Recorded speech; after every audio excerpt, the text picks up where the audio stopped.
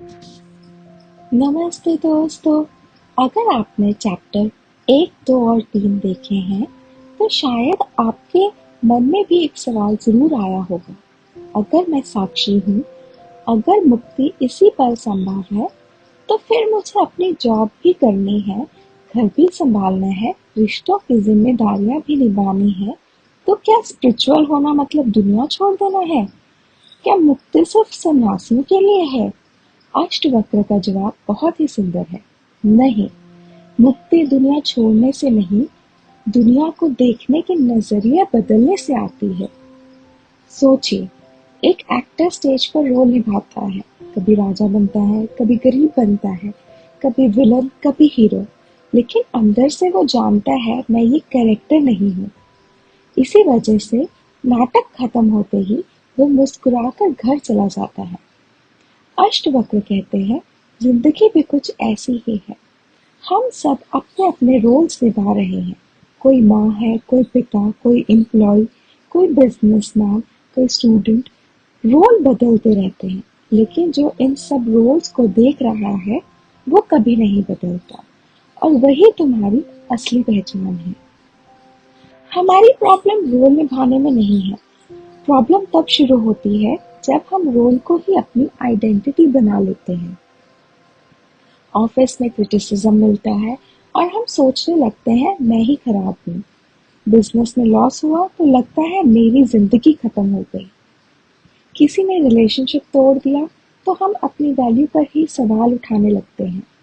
अष्टवक्र के हमें याद दिलाते हैं, इवेंट्स आते हैं, इवेंट्स जाते हैं, रोल्स बदलते हैं, लेकिन जो इन सब का साक्षी है वो कभी नहीं बदलता। इसका मतलब ये नहीं कि हम इमोशंस महसूस ही करना छोड़ दें। नहीं, आप रो सकते हैं, हंस सकते हैं, मेहनत कर सकते हैं, सपने देख सकते हैं, लेकिन अंदर एक बात हमेशा याद रखिए, मैं इस रोल को पूरी ईमानदारी से निभा रहा हूँ, लेकिन मैं सिर्फ ये रोल नहीं हूँ। यही स्पिरिचुअल फ्रीडम है। आज की दुनिया में हम बहुत सारे लेबल्स लेकर घूमते हैं। मैं सक्सेसफुल हूँ, मैं अनसक्सेसफुल हूँ, मैं इंटेलिजेंट हूँ, मैं एवरेज हूँ, मैं ब्यूटीफुल हूँ, मैं ऑर्डिनरी हूँ, और धीरे धीरे ये लेबल्स ही हमारी जेल बन जाते हैं। अष्टवक्र कहते हैं, लेबल्स मन के होते हैं। तुम इन लेबल्स से पहले भी नहीं थे और इनके बाद भी रहोगे। एक छोटी सी कहानी सुनते हैं। एक आदमी ने सपने में देखा कि वो भिखारी बन गया है। वो रोता रहा, डरता रहा, भूखा रहा। फिर अचानक उसकी आंख खुल गई। सब कुछ खत्म। अब सोचिए, क्या उसे सपने के भिखारी को अमीर बनाना था? नहीं, बस जागना था।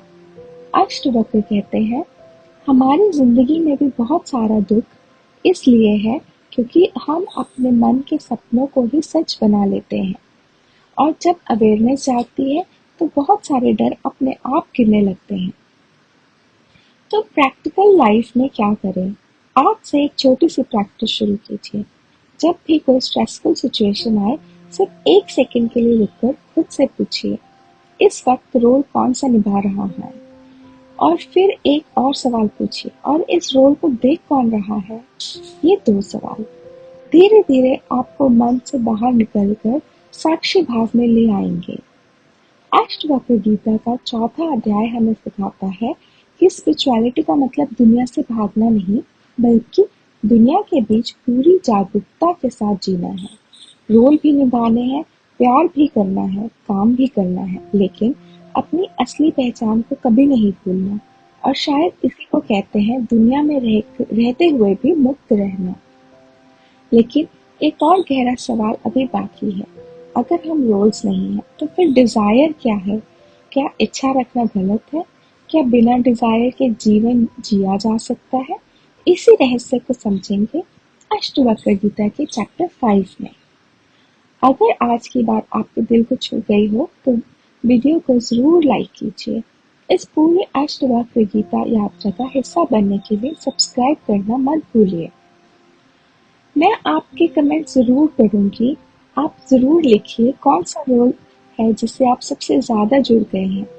और याद रखिए, जीवन एक नाटक हो सकता है, लेकिन आप सिर्फ उस नाटक का किरदार नहीं, उसके साक्षी भी हैं।